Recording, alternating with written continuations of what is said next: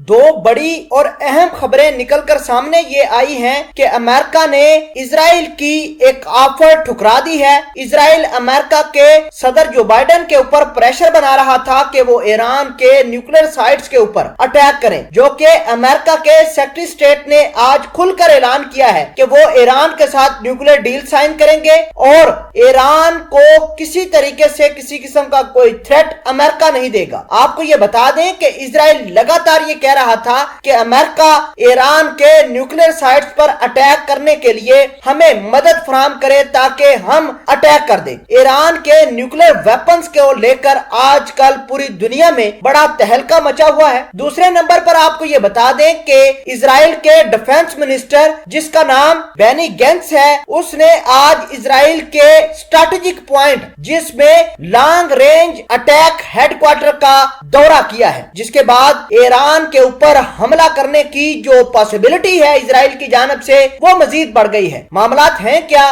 किस तरह की डेवलपमेंट्स हो रही हैं, सब कुछ आज की इस वीडियो में डिटेल के साथ डिस्कस करेंगे और अमेरिका और इजराइल के दरमियान होने वाली टसल को भी देखेंगे कि किस तरह ये दोनों मुल्क आपस में लड़कर बर्बाद होंगे। सब कुछ आज की इस वीडियो में डिटेल के साथ डिस्कस करेंगे। छोटी सी गुजारिश है कि आप हमारा यूट्यूब चैनल हसनात टीवी को सब्सक्राइब कर लें, घंटी के निशान को दबा लें ताकि लेटेस्ट न्यूज आप तक बर वक्त पहुंचती रहे। नाजरीन, सबसे पहले मैं आपको ये बता दूं कि इजराइल के आईडीएफ चीफ जिसका नाम कोहेजिव था, उसने एक हफ्ता कबल इस बात का ऐलान किया था कि अपनी आर्मी को उसने ईरान के खिलाफ फ्रेश प्लान के लिए कहा है और ऑर्डर दिया है कि वो फ्रेश प्लान लेकर आए और उस प्लान के तहत ईरान के न्यूक्लियर साइट्स को बर्बाद करना है। उस आईडीएफ चीफ का यह भी कहना था कि वो ईरान के न्यूक्लियर वेपन्स को तबाह करने के लिए एक मुकम्मल जामिया प्लान लेकर आएंगे जिसकी बदौलत ईरान के न्यूक्लियर वेपन्स को तबाह कर देंगे। नाजरीन, इस बात के कहने पर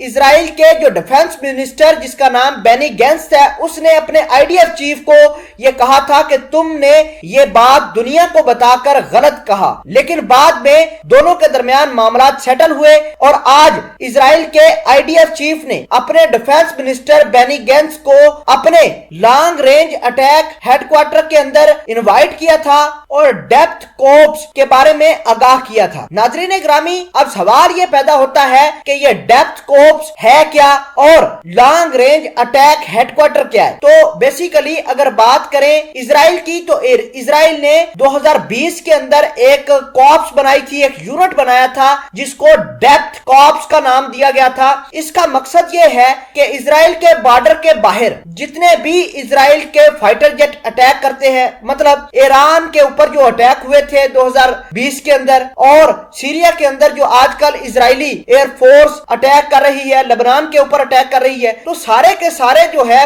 जो प्लान होते हैं वो इजराइल की यही डेप्थ कॉर्प्स बनाती है। तो इजराइल के आईडीएफ चीफ ने अपने डिफेंस मिनिस्टर को इनवाइट किया हुआ था और बताया था कि ये देखें कि हम ईरान के न्यूक्लियर वेपन्स को अटैक करने के लिए ये प्लान बना रहे हैं। मजे की बात ये है कि ईरान के न्यूक्लियर वेपन्स को लेकर जो बाइडेन जो है वो बड़ा सॉफ्ट इमेज रखते हैं। आज जो बाइडेन के सेक्रेटरी स्टेट एंटोनी ब्लिंकन ने इस बात का ऐलान किया है कि वो ईरान के न्यूक्लियर वेपन्स के ऊपर अटैक नहीं करेंगे। आपको ये बता दें कि ईरान के न्यूक्लियर वेपन्स पर अटैक करने के लिए इजराइल ने अमेरिका से कुछ सैटेलाइट्स इमेज, कुछ satellites data, real time data मांगा था जो कि अमेरिका ने देने से इनकार किया था और अमेरिका ये चाहता है कि वो ईरान के साथ न्यूक्लियर डील साइन करे और अमेरिका किसी तरीके से इजराइल के प्रेशर में आकर ईरान के न्यूक्लियर वेपन पर अटैक न बनाए। नाजरीन ग्रामी, अगर अटैक होता है तो जाहिर सी बात है कि वर्ल्ड वॉर 3 होगी जिसमें पूरी दुनिया तबाह बर्बाद हो जाएगी। फिलहाल के लिए